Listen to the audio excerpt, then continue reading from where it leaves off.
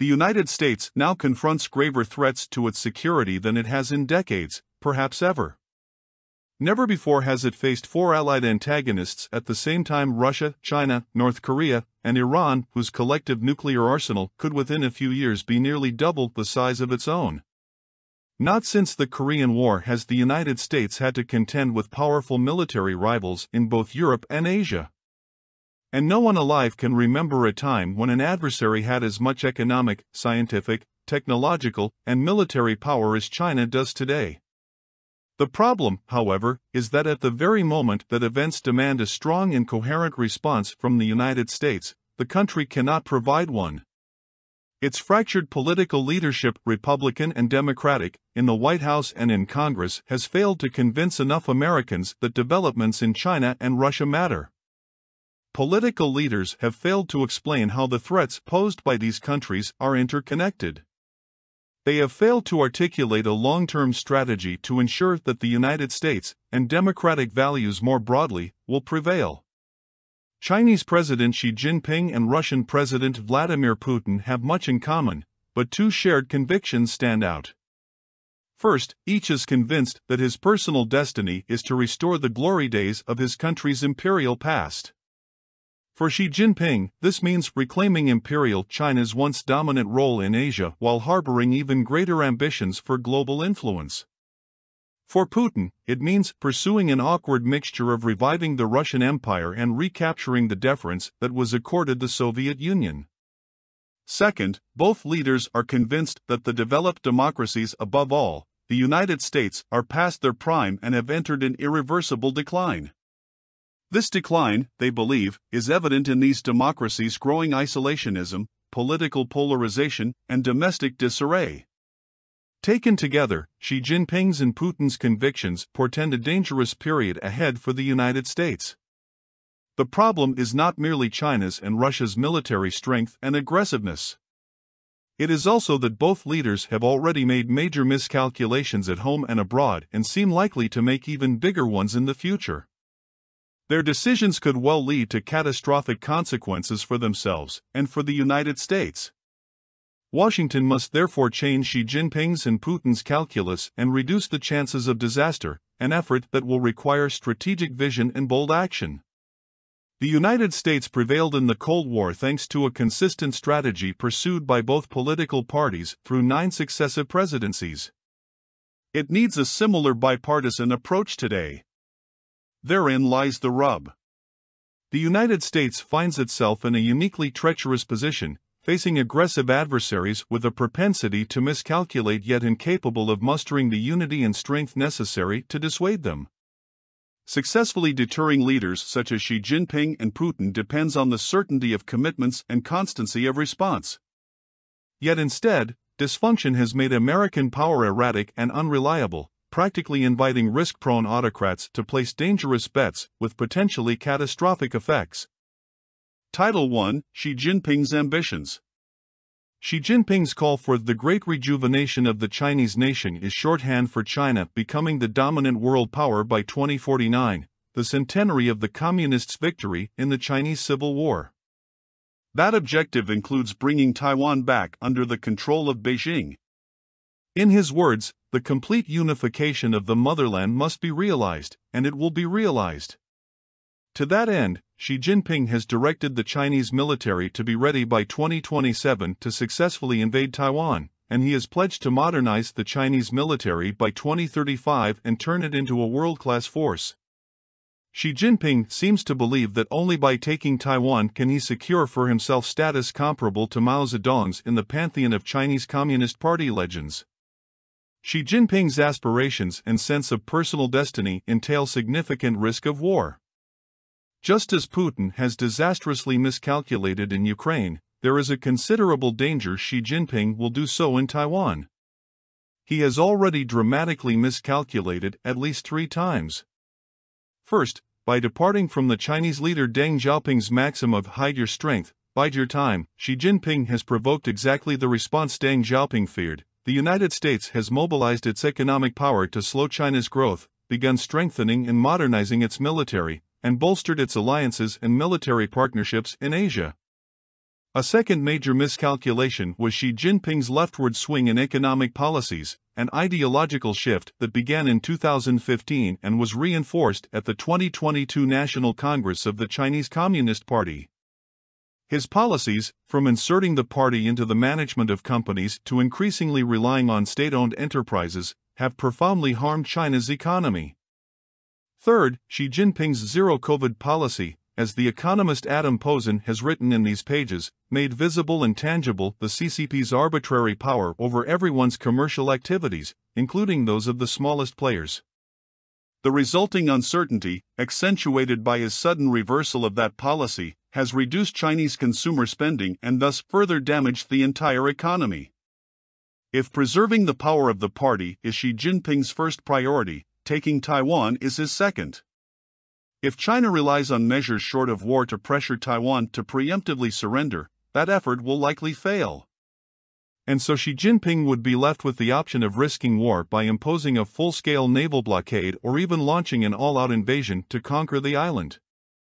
He may think he would be fulfilling his destiny by trying, but win or lose, the economic and military costs of provoking a war over Taiwan would be catastrophic for China, not to mention for everyone else involved. Xi Jinping would be making a monumental mistake. Despite Xi Jinping's miscalculations and his country's many internal difficulties, China will continue to pose a formidable challenge to the United States. Its military is stronger than ever. China now boasts more warships than the United States, although they are of poorer quality. It has modernized and restructured both its conventional forces and its nuclear forces and is nearly doubling its deployed strategic nuclear forces and upgraded its command and control system. It is in the process of strengthening its capabilities in space and cyberspace as well. Title II: Xi Jinping's sense of personal destiny entails significant risk of war. Beyond its military moves, China has pursued a comprehensive strategy aimed at increasing its power and influence globally. China is now the top trading partner of more than 120 countries, including nearly all of those in South America. More than 140 countries have signed up as participants in the Belt and Road Initiative, China's sprawling infrastructure development program, and China now owns, manages, or has invested in more than 100 ports in some 60 countries. Complementing these widening economic relationships is a pervasive propaganda and media network. No country on earth is beyond the reach of at least one Chinese radio station, television channel, or online news site.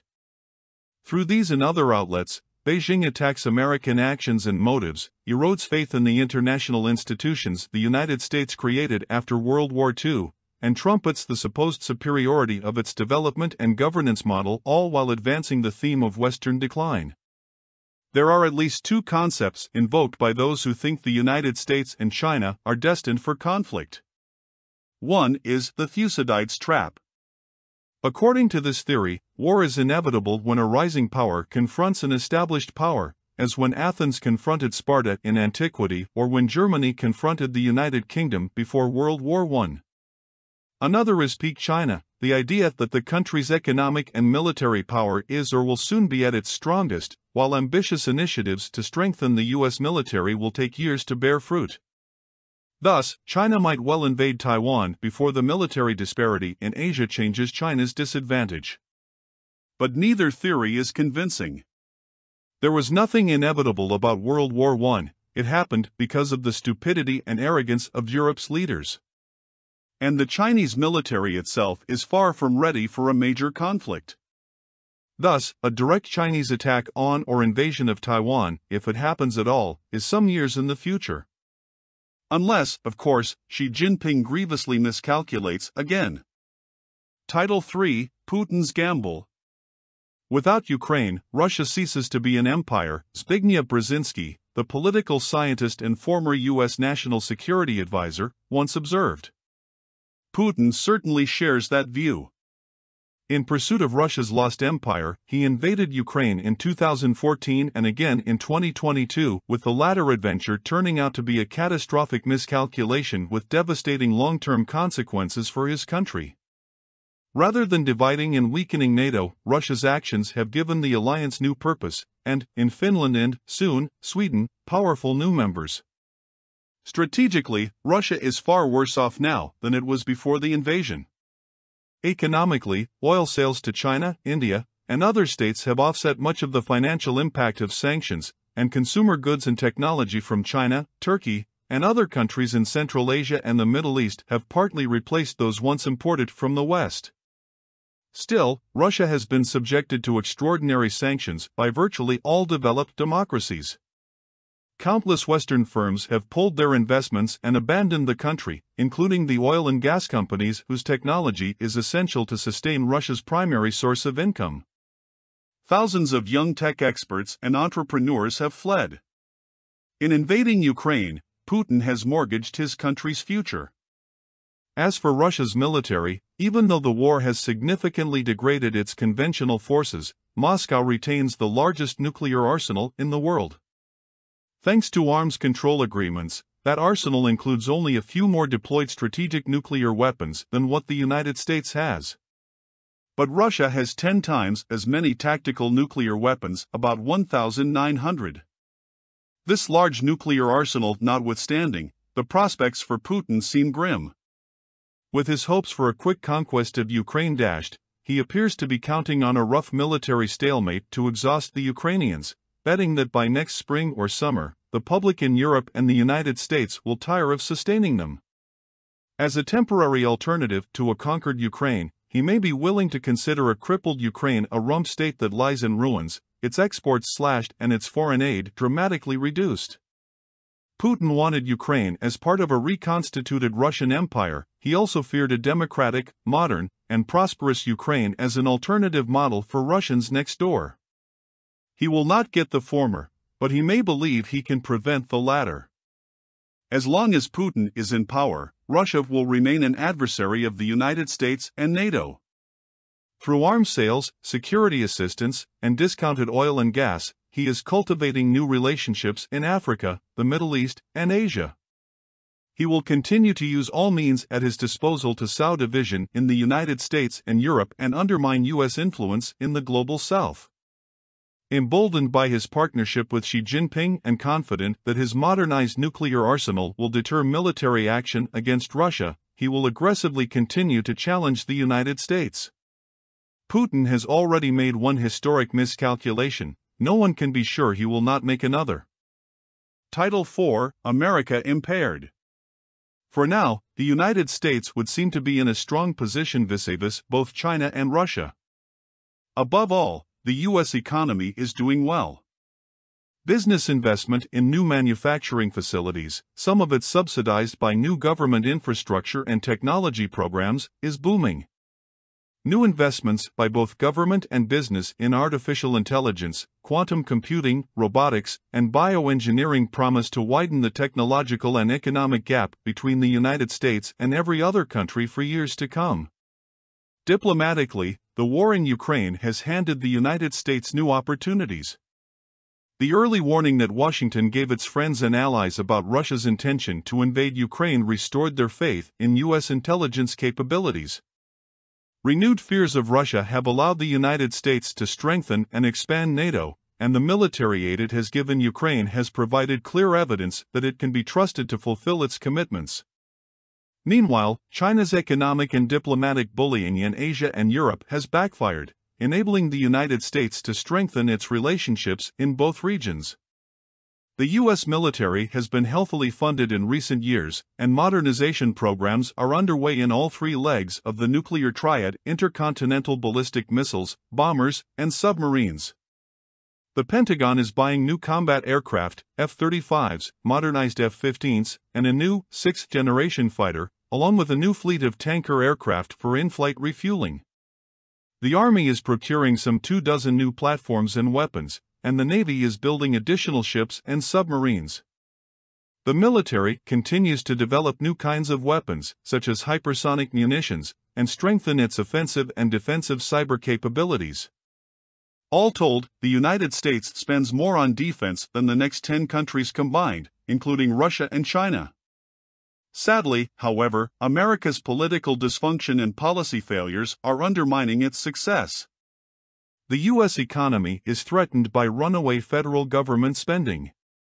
Politicians from both parties have failed to address the spiraling cost of entitlements such as Social Security, Medicare, and Medicaid. Perennial opposition to raising the debt ceiling has undermined confidence in the economy, causing investors to worry about what would happen if Washington actually defaulted. In August 2023, the ratings agency Fitch downgraded the United States credit rating, raising borrowing costs for the government. The appropriations process in Congress has been broken for years. Legislators have repeatedly failed to enact individual appropriations bills, passed gigantic omnibus laws that no one has read, and forced government shutdowns. Title 5: As long as Putin is in power, Russia will remain a U.S. adversary. Diplomatically, former President Donald Trump's disdain for U.S. allies, his fondness for authoritarian leaders, his willingness to sow doubt about the United States' commitment to its NATO allies, and his generally erratic behavior undermined U.S. credibility and respect across the globe.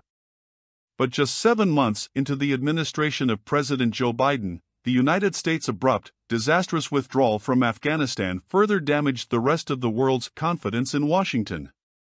For years, U.S. diplomacy has neglected much of the global South, the central front for non-military competition with China and Russia.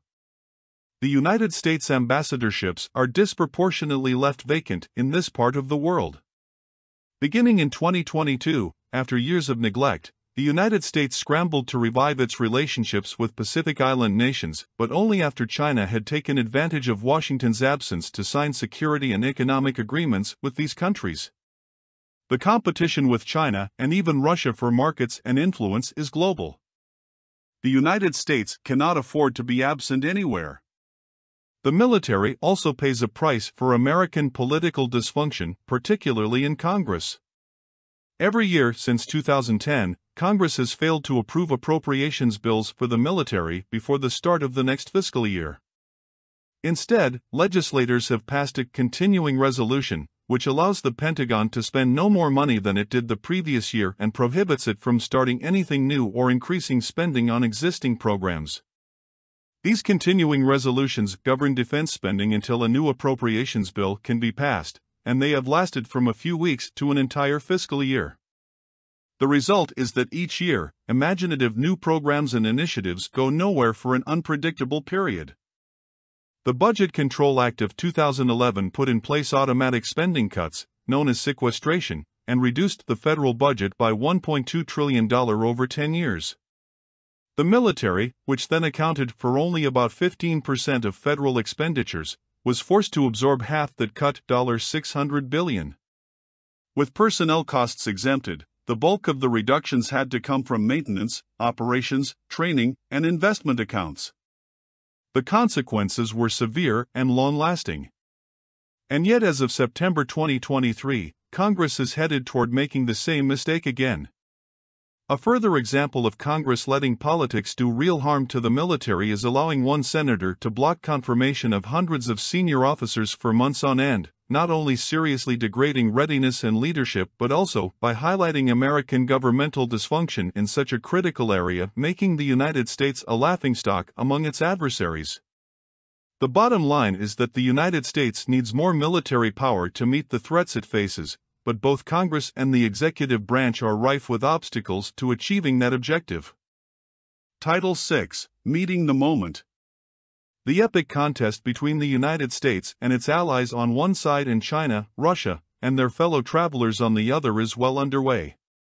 To ensure that Washington is in the strongest possible position to deter its adversaries from making additional strategic miscalculations, U.S. leaders must first address the breakdown in the decades-long bipartisan agreement with respect to the United States' role in the world. It is not surprising that after 20 years of war in Afghanistan and Iraq, many Americans wanted to turn inward, especially given the United States' many problems at home. But it is the job of political leaders to counter that sentiment and explain how the country's fate is inextricably bound up in what happens elsewhere. President Franklin Roosevelt once observed that the greatest duty of a statesman is to educate. But recent presidents, along with most members of Congress, have utterly failed in this essential responsibility. Americans need to understand why U.S. global leadership, despite its costs, is vital to preserving peace and prosperity. They need to know why a successful Ukrainian resistance to the Russian invasion is crucial for deterring China from invading Taiwan. They need to know why Chinese domination of the Western Pacific endangers U.S. interests. They need to know why Chinese and Russian influence in the global South matters to American pocketbooks. They need to know why the United States' dependability as an ally is so consequential for preserving peace. They need to know why a Chinese-Russian alliance threatens the United States. These are the kinds of connections that American political leaders need to be drawing every day. It is not just one Oval Office address or speech on the floor of Congress that is needed. Rather, a drumbeat of repetition is required for the message to sink in. Beyond regularly communicating to the American people directly, and not through spokespersons, the president needs to spend time over drinks and dinners and in small meetings with members of Congress and the media making the case for the United States leadership role. Then, given the fragmented nature of modern-day communications, members of Congress need to carry the message to their constituents across the country. What is that message? It is that American global leadership has provided 75 years of great power peace, the longest stretch in centuries. Nothing in a nation's life is costlier than war, nor does anything else represent a greater threat to its security and prosperity. And nothing makes war likelier than putting one's head in the sand and pretending that the United States is not affected by events elsewhere, as the country learned before World War I, World War II, and 9/11. The military power the United States possesses, the alliances it has forged, and the international institutions it has designed are all essential to deterring aggression against it and its partners. As a century of evidence should make clear, failing to deal with aggressors only encourages more aggression. It is naive to believe that Russian success in Ukraine will not lead to further Russian aggression in Europe and possibly even a war between NATO and Russia. And it is equally naive to believe that Russian success in Ukraine will not significantly increase the likelihood of Chinese aggression against Taiwan and thus potentially a war between the United States and China. A world without reliable U.S. leadership would be a world of authoritarian predators, with all other countries potential prey. If America is to safeguard its people, its security, and its liberty, it must continue to embrace its global leadership role. As British Prime Minister Winston Churchill said of the United States in 1943, the price of greatness is responsibility. Rebuilding support at home for that responsibility is essential to rebuilding trust among allies and awareness among adversaries that the United States will fulfill its commitments. Because of domestic divisions, mixed messages, and political leaders' ambivalence about the United States' role in the world, there is significant doubt abroad about American reliability. Both friends and adversaries wonder whether Biden's engagement and alliance building is a return to normal or whether Trump's America First disdain for allies will be the dominant thread in American policy in the future. Even the closest of allies are hedging their bets about America. In a world where Russia and China are on the prowl, that is particularly dangerous.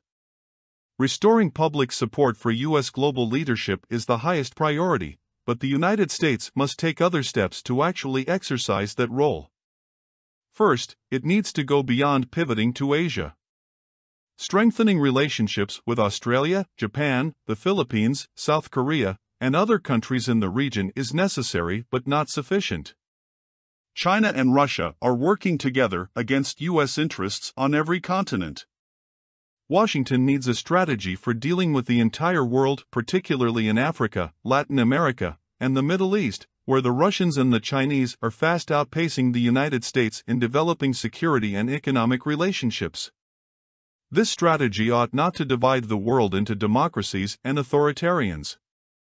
The United States must always advocate for democracy and human rights everywhere, but that commitment must not blind Washington to the reality that U.S. national interests sometimes require it to work with repressive, unrepresentative governments. Title 7, China and Russia think the future belongs to them. Second, the United States strategy must incorporate all the instruments of its national power. Both Republicans and Democrats have grown hostile to trade agreements, and protectionist sentiment runs strong in Congress. This has left the field open for the Chinese in the global south, which offers huge markets and investment opportunities. Despite the Belt and Road Initiative's flaws, such as the enormous debt it piles on recipient countries, Beijing has successfully used it to insinuate China's influence, companies, and economic tentacles into scores of countries. Enshrined in the Chinese Constitution in 2017, it is not going away. The United States and its allies need to figure out how to compete with the initiative in ways that play to their strengths, above all, their private sector. U.S. development assistance programs add up to a small fraction of the Chinese effort. They are also fragmented and disconnected from larger U.S. geopolitical objectives. And even where U.S. aid programs are successful, the United States maintains a priestly silence about its accomplishments. It has said little, for example, about Plan Colombia, an aid program designed to combat the Colombian drug trade, or the President's emergency plan for AIDS relief, which saved millions of lives in Africa. Public diplomacy is essential to promoting U.S. interests, but Washington has let this important instrument of power wither since the end of the Cold War. Meanwhile, China is spending billions of dollars around the world to advance its narrative. Russia also has an aggressive effort to spread its propaganda and disinformation, as well as incite discord in and among democracies. The United States needs a strategy for influencing foreign leaders and publics, especially in the global south. To succeed, this strategy would require the U.S. government not merely to spend more money but also to integrate and synchronize its many disparate communications activities. Security assistance to foreign governments is another area in need of radical change. Although the U.S. military does a good job training foreign forces, it makes piecemeal decisions about where and how to do so without sufficiently considering regional strategies or how better to partner with allies. Russia has increasingly provided security assistance to governments in Africa, especially those with an authoritarian bent, but the United States has no effective strategy to counter this effort. Washington must also figure out a way to accelerate the delivery of military equipment to recipient states. There is now a roughly $19 billion backlog of weapons sales to Taiwan, with delays ranging from 4 to 10 years. Although the holdup is the result of many factors, an important cause is the limited production capacity of the U.S. defense industry. Third, the United States must rethink its nuclear strategy in the face of a Chinese-Russian alliance. Cooperation between Russia, which is modernizing its strategic nuclear force, and China, which is vastly expanding its once small force, tests the credibility of the U.S. nuclear deterrent, as do North Korea's expanding nuclear capabilities and Iran's weapons potential. To reinforce its deterrent, the United States almost certainly needs to adapt its strategy and probably needs to expand the size of its nuclear forces, as well. The Chinese and Russian navies are increasingly exercising together, and it would be surprising if they were not also more closely coordinating their deployed strategic nuclear forces. There is broad agreement in Washington that the U.S. Navy needs many more warships and submarines. Again, the contrast between politicians' rhetoric and action is stark. For a number of years, the shipbuilding budget was basically flat, but in recent years, even as the budget has increased substantially, continuing resolutions and execution problems have prevented the Navy's expansion. The main obstacles to a bigger Navy are budgetary, the lack of sustained higher funding to the Navy itself, and, more broadly, underinvestment in shipyards and in industries that support shipbuilding and ship maintenance. Even so, it is difficult to discern any sense of urgency among politicians for remedying these problems anytime soon. That is unacceptable. Finally, Congress must change the way it appropriates money for the Defense Department, and the Defense Department must change the way it spends that money. Congress needs to act more quickly and efficiently when it comes to approving the defense budget. That means, above all, passing military appropriations bills before the start of the fiscal year, a change that would give the Defense Department badly needed predictability. The Pentagon, for its part, must fix its sclerotic, parochial, and bureaucratic acquisition processes, which are especially anachronistic in an era when agility, flexibility, and speed matter more than ever. Leaders in the Defense Department have said the right things about these defects and announced many initiatives to correct them. Effective and urgent execution is the challenge. Title 8: Less talk, more action. China and Russia think the future belongs to them. For all the tough rhetoric coming from the U.S. Congress and the executive branch about pushing back against these adversaries, there is surprisingly little action.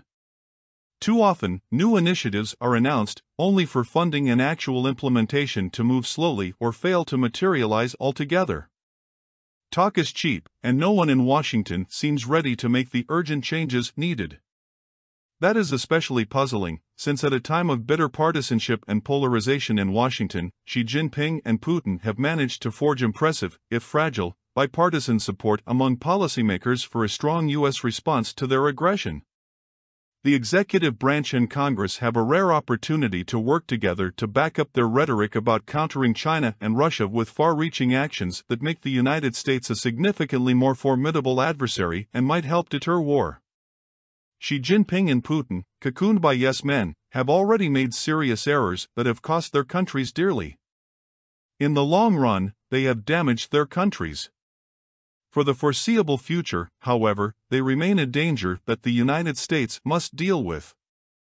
Even in the best of worlds, one in which the U.S. government had a supportive public, energized leaders, and a coherent strategy, these adversaries would pose a formidable challenge.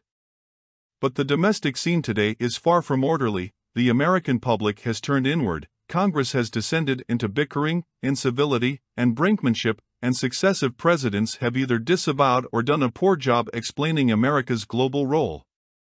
To contend with such powerful, risk-prone adversaries, the United States needs to up its game in every dimension. Only then can it hope to deter Xi and Putin from making more bad bets. The peril is real.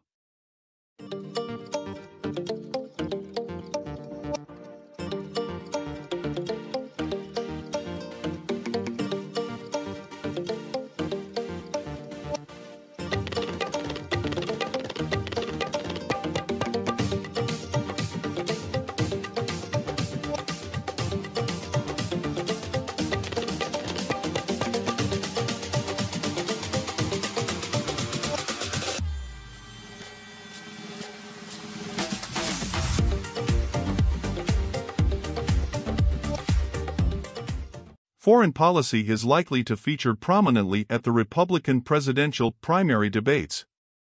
At the debate in August, a question on whether the candidates would support continued U.S. assistance to Ukraine produced a firestorm. Florida Governor Ron DeSantis, who had previously suggested that Russia's war in Ukraine was not a vital national interest, appeared skeptical, calling on Europe to do more instead. Entrepreneur Vivek Ramaswamy was more direct in opposing such aid, calling it disastrous for the United States to be protecting against an invasion across somebody else's border. Former Vice President Mike Pence and former UN Ambassador Nikki Haley, on the other hand, expressed strong support for assisting Ukraine, effectively standing behind President Joe Biden's efforts to counter Russian aggression while imploring the United States to do even more. On the other side of the aisle, some Democrats have been wary of Biden's policy on Ukraine, as evidenced by a letter that was later retracted, sent to the president by progressive Democrats, calling for a diplomatic end to the conflict and potential sanctions relief for Russia. In today's polarized political atmosphere, such cross-cutting views may appear confounding. On most domestic policy issues, whether political leaders have an R or a D next to their name is often a pretty good guide to their take on any particular issue. But when it comes to foreign policy, the normal rules of politics do not apply. Instead, of much greater relevance is where a political leader falls on the foreign policy ideology spectrum. The schools of thought that make up this spectrum, reflecting fundamentally different views about the U.S. role in the world, are highly influential but not very well understood. In seeking to differentiate between foreign policy positions, the media often resorts to clichés such as hawks versus doves, or buzzwords such as isolationist and neoconservative. However, these terms tend to be oversimplified or exaggerated and convey little useful information. International relations theories are not all that helpful either. Realism is routinely conflated with an academic concept that predicts how nations can be expected to behave, rather than how they should. And other theories, such as idealism and constructivism, offer limited utility in understanding real-world decision-making. Yet there are critical differences in how policymakers view the world and are seeking to influence the direction of U.S. foreign policy. There is a clear dichotomy, for instance, between those who believe that U.S. influence is mostly positive and that the United States should play an active role in global affairs and those who believe that U.S. hubris more often leads to bad outcomes and want to scale back the country's overseas commitments. There is a significant divide between those who believe that the United States should prioritize efforts to advance democratic values and norms and those who believe in defending more narrow strategic interests. And there are disparate views on whether the United States should stand firm against adversaries, such as Russia and China, or should seek to find common ground. I have delineated 6 distinct foreign policy camps that represent the dominant strains of thinking on the U.S. role in the world. These camps can be placed along a spectrum of international engagement. 4 of them fall on the more assertive side of this spectrum, constituting internationalists who believe that the United States should exercise its influence and be actively engaged in global affairs. And 2 of the camps are non-internationalists who believe that the United States should scale back its global commitments and adopt a less forward-leaning foreign policy. Several key points follow from this analysis. First, admittedly, the edges of these camps are fuzzy, and policymakers may often find themselves straddling one or more of these camps, especially on specific issues. Nevertheless, these 6 schools are sufficiently discrete and represent the primary worldviews that are influencing the contemporary debate on how the United States should conduct its foreign policy. Second, many of these schools tend to cross partisan lines. Democratic internationalism, for example, has been enthusiastically embraced by political leaders on both sides of the aisle and has strong bipartisan constituencies, as reflected in pro-democracy institutions such as the International Republican Institute and National Democratic Institute. Realism has also had a long tradition in U.S. foreign policy, resonating with national security practitioners across both parties. Similarly, the restraint school draws support among both progressives on the left and libertarians looking for Washington to scale back its global commitments. On the other hand, unilateral internationalism has found a home mainly among conservatives, while multilateral internationalism draws support mostly from liberals. In recent years, retraction has become the policy of choice among pro-Trump Republicans. Third, determining where recent U.S. presidents fall on this spectrum is not axiomatic. While they may be inclined toward a particular camp as they enter office, most presidents are not purists, and as they govern, many find themselves running up against practical and political realities that make it difficult to maintain a consistent and predictable foreign policy governing philosophy. Barack Obama, for example, seemed drawn toward realist internationalism, pursuing a reset in relations with Russia and later declining to commit U.S. force to hold Syrian President Bashar al-Assad accountable for his use of chemical weapons. But given the priority Obama placed on engaging adversaries such as Cuba and Iran and working through the United Nations, the main thrust of his foreign policy appeared more consistent with multilateral internationalism. George W. Bush also straddled various camps. In launching the global war on terrorism, Bush seemed determined to assert U.S. primacy and appeared to be leaning toward unilateral internationalism. But with his emphasis on democracy promotion in Iraq and Afghanistan, his signature freedom agenda, and his call for ending tyranny in our world in his second inaugural address, Bush's overall worldview appeared to be more grounded in democratic internationalism. Where Biden falls is still up for debate. Currently, the Biden National Security Team is split between realists who pressed for Biden to withdraw from Afghanistan and re-engage with Saudi Crown Prince Mohammed bin Sultan, and Democratic internationalists who championed the president's initiative to organize a summit for democracy. However, given Biden's steadfast commitment to work with NATO to defend a democratic Ukraine and his conviction that the world is facing a global struggle between democracy and autocracy, the broad arc of the Biden administration's foreign policy so far seems to be more consistent with democratic internationalism, though a more definitive judgment will have to wait until his presidency concludes. So where does this leave the current slate of Republican candidates? Pence and Haley, as well as former New Jersey Governor Chris Christie, all of whom have called for standing up against Russian aggression and have denounced China's human rights violations, are squarely in the Democratic internationalist camp. Donald Trump, of course, has his own lane. DeSantis and Ramaswamy, on the other hand, appear caught between realism and Trumpian retraction, as they battle for support among the Republican rank and file who are skeptical of U.S. global engagement. DeSantis favors a pivot away from Ukraine and toward China, a very realist way to think about trade-offs. Ramaswamy, who has called for a strategy to split Russia and China, also sounds like a realist at times, but his stance on extricating the United States from any involvement in the Russia-Ukraine war, potentially ceding Taiwan to China, and putting the interests of America first seems to suggest he is veering toward retraction. While voters may not consider foreign policy to be central to their vote for the next president, how U.S. leaders choose to engage in the world is critical to the security and prosperity of the American people. By gaining a clearer understanding of the most influential foreign policy schools of thought, voters and indeed the candidates themselves will be in a better position to make informed choices.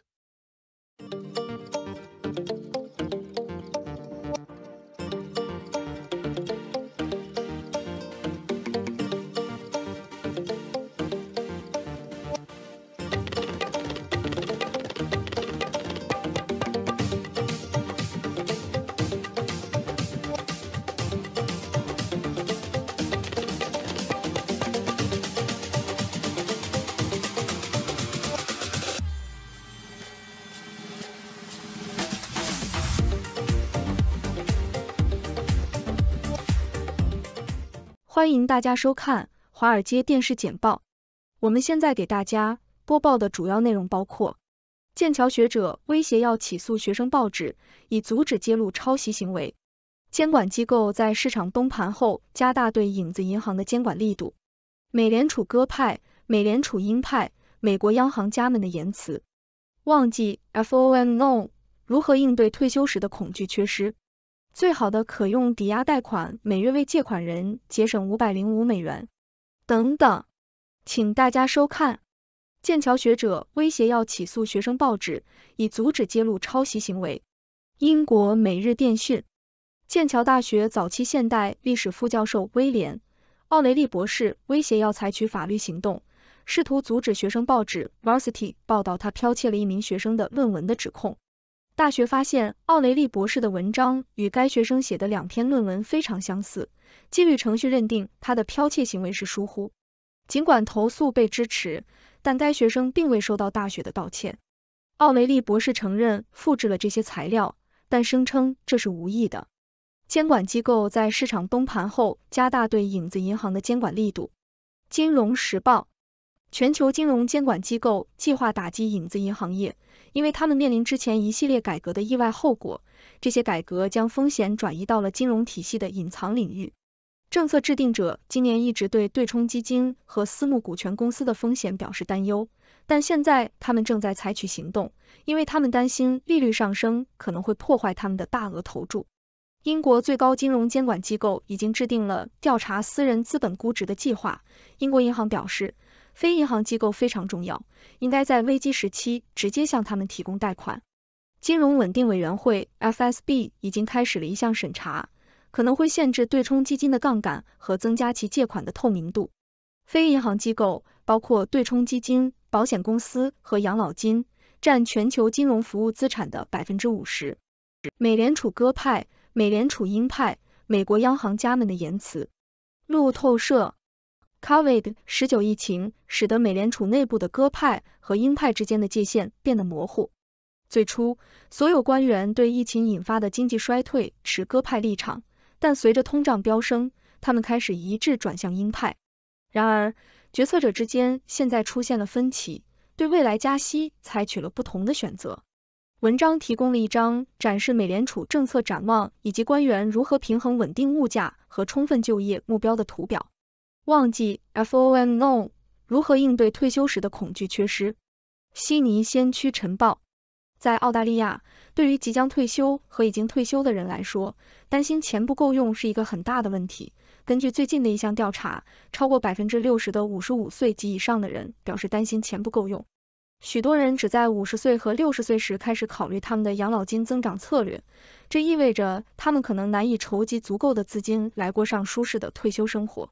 根据澳大利亚养老金基金协会的数据，目前澳大利亚55岁至74岁人群的中位数养老金余额在15万至20万澳元之间，远低于能够过上舒适退休生活所需的金额。最好的可用抵押贷款每月为借款人节省$505。悉尼先驱晨报。澳大利亚借款人被敦促在选择抵押贷款时考虑抵销账户的好处。抵销账户允许借款人通过使用储蓄来抵消抵押贷款余额来减少利息支付，同时仍然可以在需要时使用这笔钱。一位抵押贷款专家表示，如果选择最佳利率 5.69%， 在典型的593475澳元抵押贷款上每年可节省6062澳元。简·弗雷泽，试图扭转花旗银行命运的女性。金融时报。花旗集团首席执行官简·弗雷泽警告员工们要做好不舒服的准备，因为他将对该银行的管理结构进行重大改革，预计将涉及大规模裁员。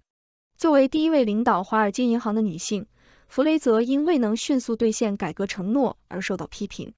自2008年金融危机几乎导致其崩溃以来，花旗集团一直面临困境，并且尚未找到其子公司 Banamex 的买家。弗雷泽计划通过他的重组计划改善客户参与度，该计划涉及将银行分为5个业务部门。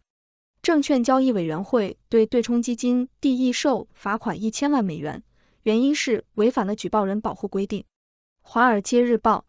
地易售是全球最大的对冲基金之一，截至2021年3月底，其监管资产管理规模达到$1090亿。该公司已同意支付$1000万以解决指控称其与员工签订的就业协议和离职协议中含有阻止举报者站出来的条款。此次和解是美国证券交易委员会对各种公司要求员工签署的协议进行的一项更广泛的调查的一部分。这些协议中的条款可能会阻碍对可能违反联邦证券法的行为进行举报。对于贝尔纳、阿尔诺和俄罗斯商人之间的交易受到审查。纽约时报。法国检察官正在调查涉及 LVMH 奢侈品帝国负责人贝尔纳、阿尔诺和俄罗斯保险商人尼古拉·萨尔基索夫的金融交易。该调查于2022年开展，目前仍处于初步阶段，旨在确定这些交易是否构成洗钱行为。在有关法国当局调查萨尔基索夫2018年在法国阿尔卑斯山滑雪胜地库尔舍维尔购买多处房产的报道后，该调查被公之于众。法国金融调查人员怀疑萨尔基索夫在这笔交易中充当了阿尔诺的代购人。目前尚不清楚阿尔诺为何选择使用萨尔基索夫作为中间人。阿尔诺和萨尔基索夫均否认有任何不当行为。各位观众，大家好，我是来自6度世界的6博士，是负责为大家播报6度新闻的观察员。今天有几则新闻引起了我的注意，让我们一起来看看吧。首先，我们来谈谈剑桥学者威廉·奥雷利博士对学生报纸揭露他抄袭行为的威胁。这真是一个令人惊讶的事件。毕竟，一个剑桥大学的教授竟然被指控抄袭学生的论文，这实在是太不像话了。尽管奥雷利博士承认了自己的行为，但他却声称这只是无意之举。我想知道，这位教授是不是在编故事呢？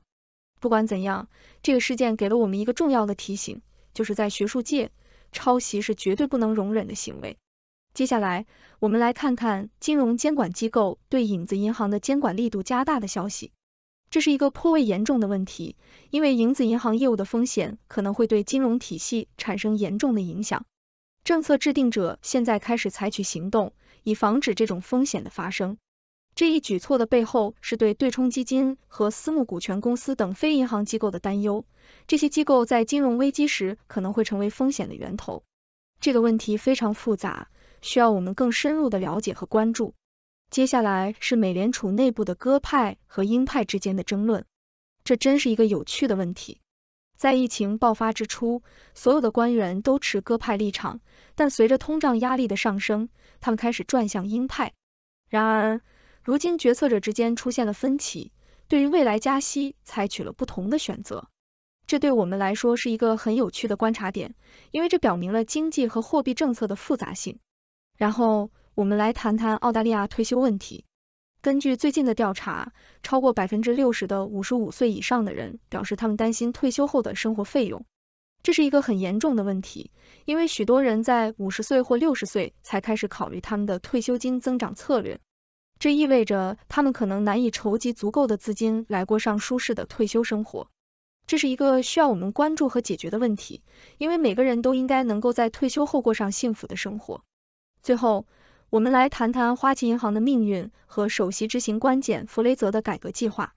花旗集团一直面临着困境，并且尚未找到其子公司 Banamex 的买家。简·弗雷泽计划通过重组来改善客户参与度，这是一个非常艰难的任务。作为第一位领导华尔街银行的女性，她面临着巨大的压力和挑战。但我相信，她一定能够应对这些挑战，并使花旗银行走上正轨。这就是今天的新闻摘要，我希望大家对这些话题有了更深入的了解。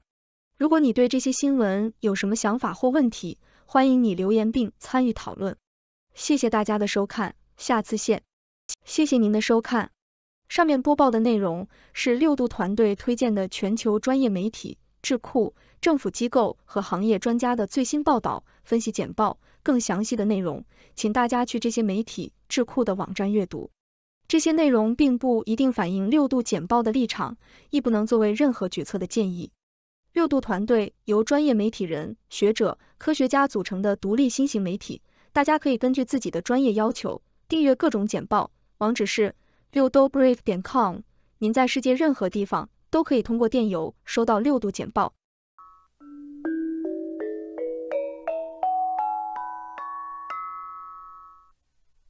观众朋友，大家好，欢迎收看今天的辛枫视线。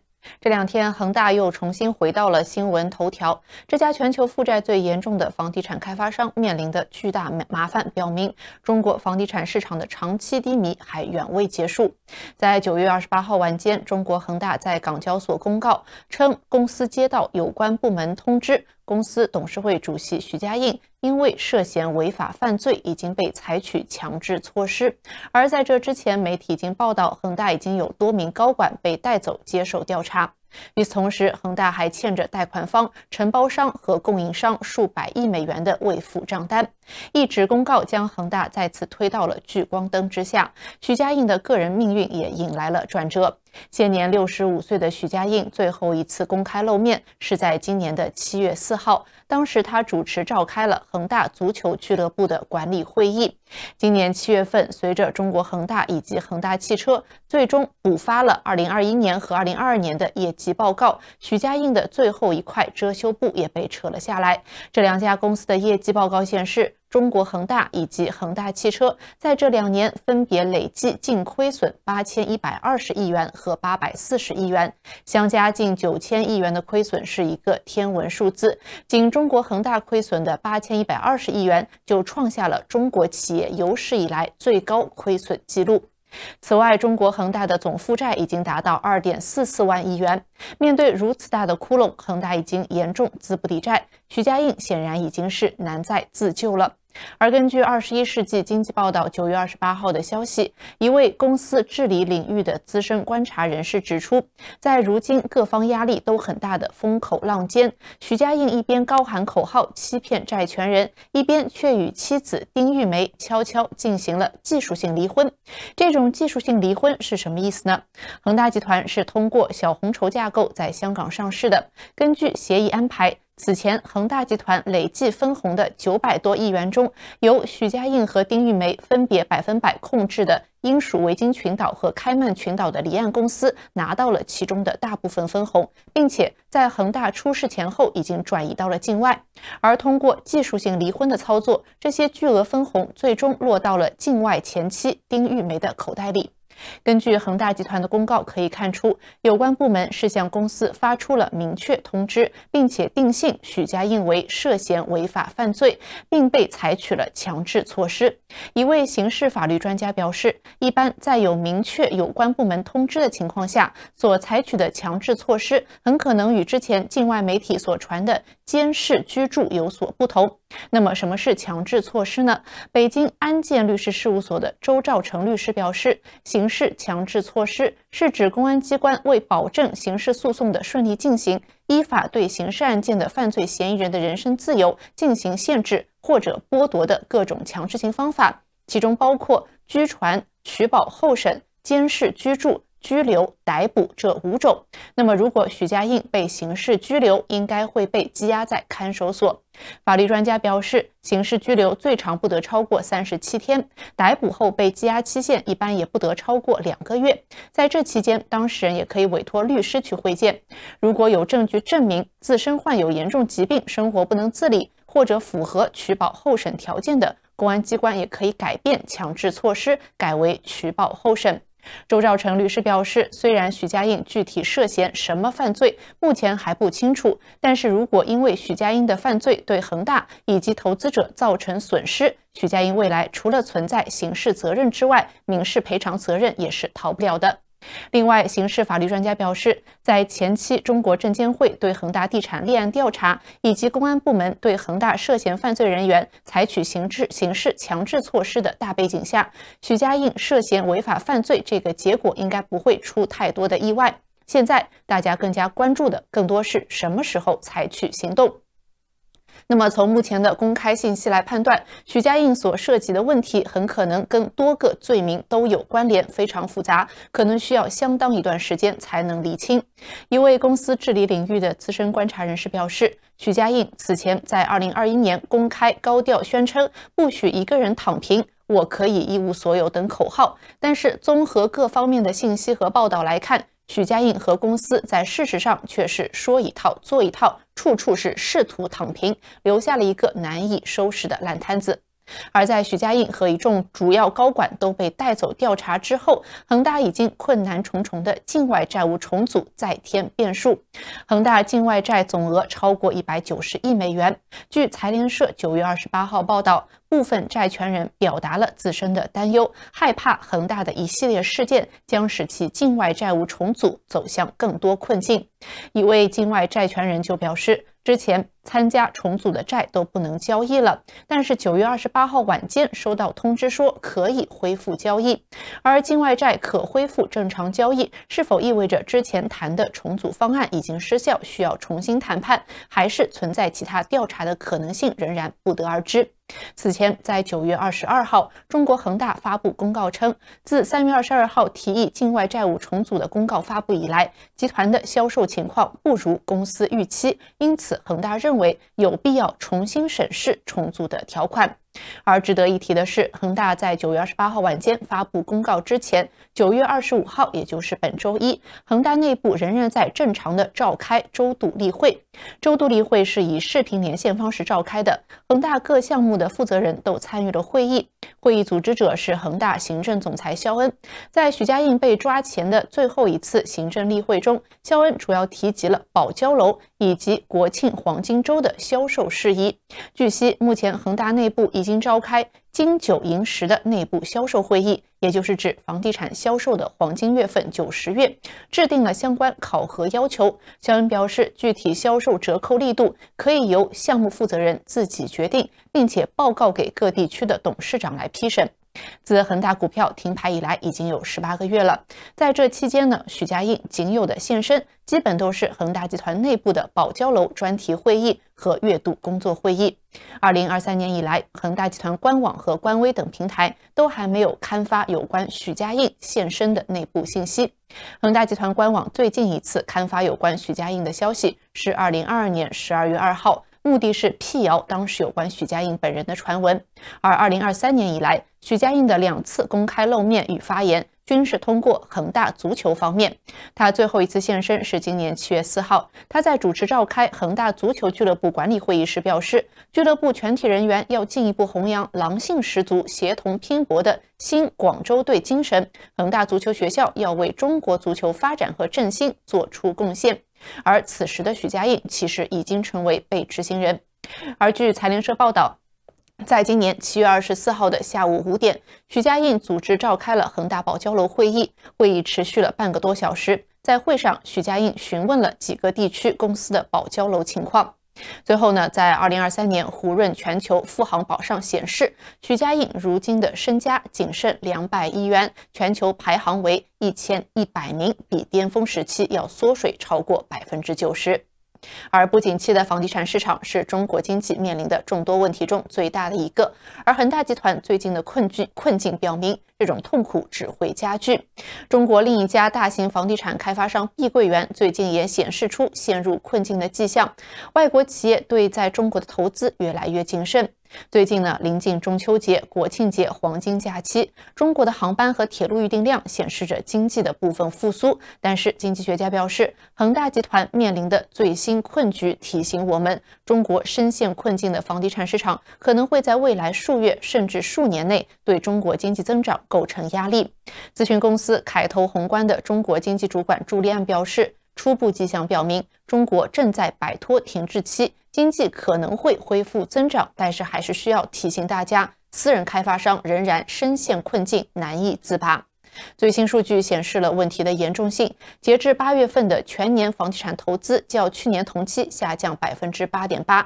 8月份中国前100家最大的开发商的房屋销售价值则同比下降了 34%。房地产巨头的债务危机已经打击了许多其他企业，包括建筑材料供应商、建筑公司和物业服务公司等等。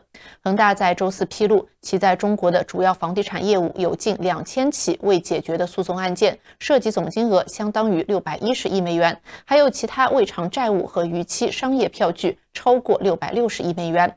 与此同时，一度被中国监管机构认为是房地产典范的碧桂园，由于销售额急剧下降，9月份勉强避免了国际债务违约。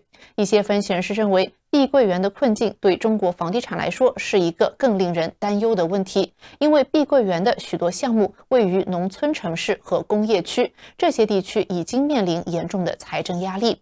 渣打银行驻香港的首席中国经济学家丁爽在谈到中国当局2020年3条红线的举措时表示，现在事后看来，这似乎过于激进了。丁爽认为，随着经济放缓加剧，官员们应该表现出更大的灵活性。现在北京推动经济重回正轨的努力主要集中在稳定房地产市场，目标是提振消费者信心和支出，但是不为陷入困境的开发商提供任何直接的帮助。8月31号，中国央行和金融监管机构出台了最新政策，允许人们以较低的首付比例和较低的利率来购买房屋。尽管一些经济学家看到了现房销售情绪改善的一些迹象，但是迄今为止影响还是十分有限，整体情况较弱。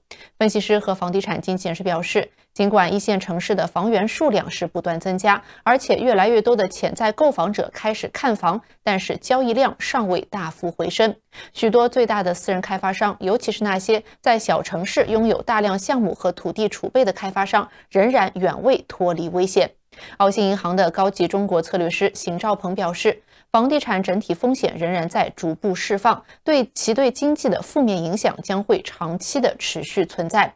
最近的市场支持措施不太可能产生预期的效果。经济学家认为，如果北京当局希望采取更多措施来帮助房地产市场，他们需要考虑大幅降低首付比例，尤其是在中小城市，或者放松对购房的各种限制。而从长远来看，经济学家认为我们需要适应中国的新常态了。以上就是今天新风视线的全部内容，感谢您的收看，这里是华尔街电视。如果喜欢，记得点赞并且订阅我们的频道，我们下期节目再见。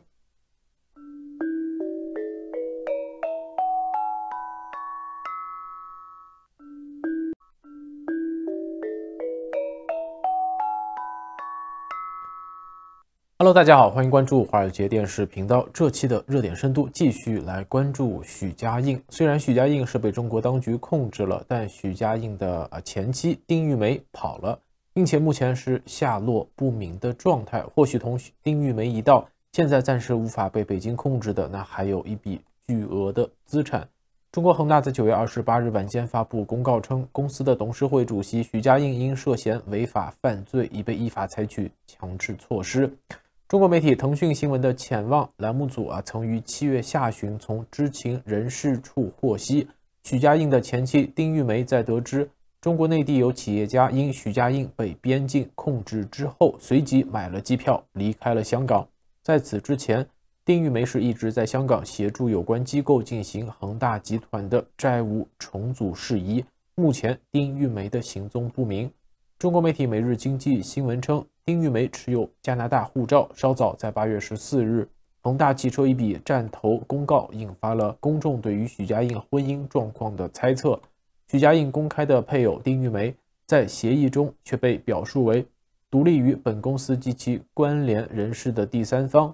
他还持有中国恒大已发行股份总数约 5.99%。这一度被市场猜测许家印夫妇以技术性离婚。腾讯新闻前望获悉早在2022年，丁玉梅与许家印办理了离婚事宜这个已经是2022年的事。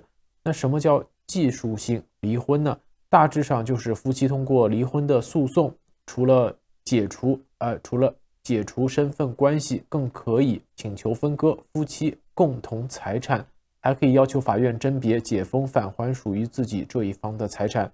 在恒大物业今年6月延迟刊发的2022年年度报告中，仍将丁玉梅称为许太太，且其持有权益的身份表述为配偶权益，与许家印这个新兴公司为一致执行人。但在恒大物业2023年中期报告中，已经没有许太太或丁玉梅这样的字眼。那在许家印夫妇这里，通过离婚，丁玉梅可否在财务上与许家印进行分割、规避债务等问题呢？中国媒体每日经济新闻是引述广东合邦律师事务所的律师杨登基的话说，根据中国的民法典第1064条规定，夫妻双方共同签名或者夫妻一方事后追认等共同意思表示所负的债务，以及夫妻一方在婚姻关系存续期间以个人名义为家庭日常生活需要所负的债务，属于夫妻共同债务。债权人能够证明该债务用于夫妻共同生活、共同生产经营，或者基于夫妻双方共同意思表示的除外。所以丁玉梅不仅作为许家印的配偶或曾经的配偶，而且还是其创业路上的共同的得力助手。即使他们解除婚姻的关系，也不能排除他们在婚姻关系存续期间共同生产经营背负的夫妻共同债务，难以做到彻底隔离风险与规避债务。但无论如何，丁玉梅现在人是在中国的境外，而且有信息显示丁玉梅持有加拿大护照。一句话说，人已经跑了。根据中国媒体21世纪经济报在9月28日晚间的文章，采访了一位资深观察人士，观点就说，此前恒大集团的累计分红的900多亿中，由许家印、丁玉梅分别100%控制的英属维京群岛和开曼群岛的离岸公司，通过中国恒大拿到了其中的大部分的分红，并在出险前后转移到了境外，通过技术性离婚的操作，那最终落到了境外前妻丁玉梅的口袋里。腾讯新闻前望还曾获悉许家印家族曾在加拿大做了不少投资。或许可以这么说，关于润许家印和丁玉梅或许早就有筹备，并且在过去几年中已经是在暗中逐步执行。别看许家印纵横商界几十年，他的前妻丁玉梅前几年一直是比较神秘的存在，直到2018年的12月15日，许家印携妻返乡的新闻，才让大部分的人了解到许家印的前妻丁玉梅。当时许家印是携他的妻子丁玉梅一行回到河南老家看望家中的父老乡亲，给聚台岗村的孩子们派发糖果，还和父老乡亲们在院子里合影。在1982年，许家印在大学毕业后分配到了河南舞阳钢铁厂工作，在那里和丁玉梅相识，并在第2年结婚。在许家印的创业初期呢，是丁玉梅给了许家印极大的鼓励和支持。在许家印的某本传记中啊，他也坦言自己成功的背后离不开家人，特别是妻子丁玉梅的奉献和支持。曾经高喊出一切都是党和国家给的许家印，不知是否也料想到会在一个初秋略有寒意的凌晨遭遇突袭被带走。这里也放上一段他曾经的讲话视频。没有国家改革开放的好政策，就没有恒大的今天。所以我和恒大的一切都是党给的，国家给的，社会给的。这个视频拍摄的时间是2018年的9月底，在第10届的中华慈善奖表彰大会上，许家印作为捐赠个人获奖代表发言。那现在看来啊，这个2017至2019可以说是许家印的人生巅峰了。在2017年，许家印以2900亿元的身价登顶了中国首富，但同样也是在2017年19大会议上，所谓的房住不炒也已经正式写入工作报告。但当时许家印应该是最顺风顺水的时候，当时甚至有一句话叫钱不是国家印的，是许家印的。当年意气风发的许家印啊，或许也是膨胀到了极点。在2021年，网上还流传了一份恒大集团领导课史记录总表，许家印的恒大高层一干人等的需求做派是令人目瞪口呆。比如这个里面提到的人到哪里电梯空到哪里，除了秘书、保镖、私人管家，其他人员特别是男性不可以接近。还比如一般自带雪茄需配备雪茄烟缸，还有雪茄剪和雪茄钳。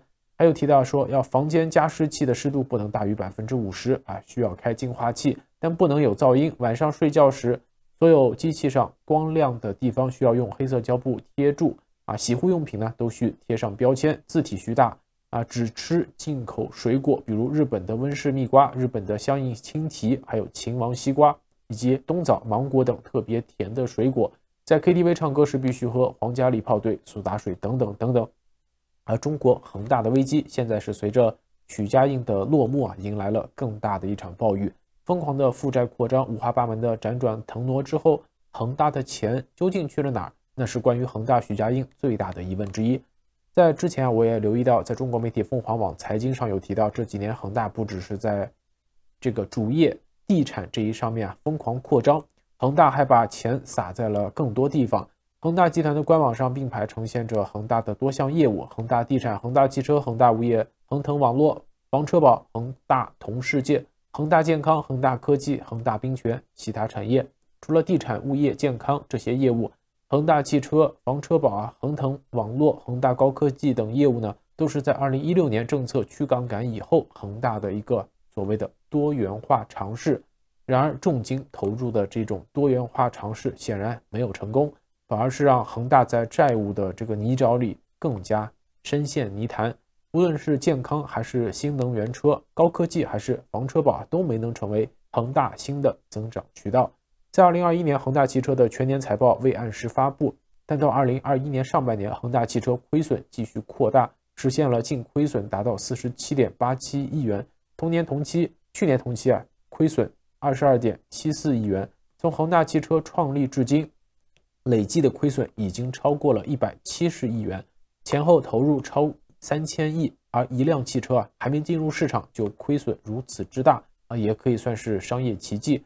然而业务不成其实也不影响许家印生财有道。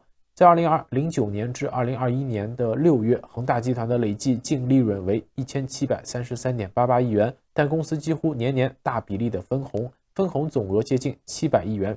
大手笔背后这个是一套不言自明的潜规则。从持股比例来看，分红的大部分是被许家印和他重要的股东朋友们揣进了口袋，这部分金额接近540亿元。仅2011年起，许家印就通过分红套现了 499.81 亿。即便在2020年债务危机苗头已经出现，恒大是依然没有停止大手笔的分红。简而言之相当于是借债进行分红的操作。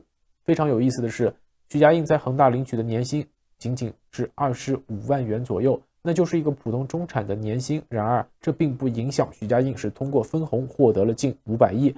关于这上百亿的资产，已经在中国境外的丁玉梅又转移了多少出去呢？好了，以上就是今天热点深度的所有内容。更多资讯可以关注6度简报网站，网址是6度brief.com， 在上面各位可以订阅各类符合您喜好的简报新闻，有免费套餐，也有更加专业的付费套餐供大家选择。今天的视频就到这里，我们下个节目再见。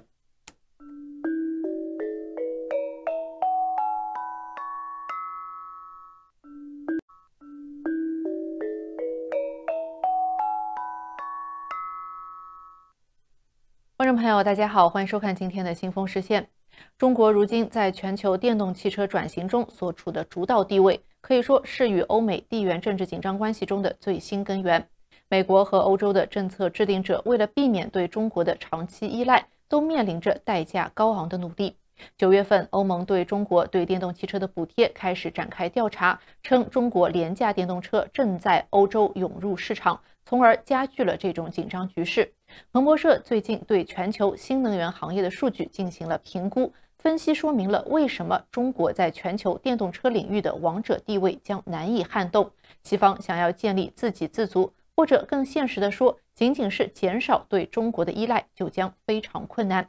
首先，中国对全球电池生产有着极大的主导地位，导致全球汽车制造商严重依赖中国的合作伙伴。中国的电池制造商供应着全球约80%的电池，并且中国手中掌握着越来越多的采矿业和加工链，成为中国生产电池的强有力的后盾。想要彻底切断中国的供应链是不可能的。在这张图中，我们可以看到浅绿色的代表中国，在电动汽车的整个产业链中，最左边的采矿业已经是中国控制最少的领域，但是中国对非洲锂矿和印尼镍生产商的投资仍然使中国占据重要地位。现在通用汽车等美国大型汽车制造商也加入了这一领域的投资热潮。而供应链的中游、加工精炼，西方国家更加难以打破中国的垄断地位。中国花了数十年的时间建立了自己在这一领域的权威。国际能源署称，中国加工了全球1半以上的锂、2/3的钴、70%以上的石墨和1/3的镍。加工过程通常是污染严重，并且会产生有毒废物。西方国家对开采原材料和制造电动汽车的环境成本也越来越严格的审查，这使得供应链这一步的审批流程变得更加复杂而且耗时。而中国真正体现实力的地方是电池组件，也就是电池工作所必须的4个关键部件。中国拥有着全球约70%的阴极产能和超过80%的阳极产能，还有超过1半的电解液和隔膜产量。这些部件组合在一起就能制成锂离子电池。这种电池目前超过3/4是在中国制造的，而且主要是由2家公司来制造，也就是宁德时代和比亚迪。拥有庞大的制造基础设施，加上中国政府愿意每年花费数十亿美元的慷慨补贴和其他支持，使中国成为了世界上最大的电动汽车市场。在中国的一些城市，电动汽车销量已经接近整体汽车销量的1/3，这也意味着西方国家陷入了追赶的困境。就欧盟而言，欧盟既需要实现世界上最难的气候目标，又同时要应对27个不同国家的复杂官僚体系。欧盟委员会主席冯德莱恩表示，中国汽车充斥着全球电动汽车市场，因为它可以所谓的人为压低的价格来出售电动车。而彭博社则指出，这一切都与电池有关，因为电池是电动汽车中成本最高的部分，也是中国最能利用其规模经济的部分。根据彭博社的计算，中国电池组的成本价格为每千瓦时127美元，而北美和欧洲的价格分别要高出24%和33%，这使得电池工厂成为推动供应链多元化的资本最密集的部分。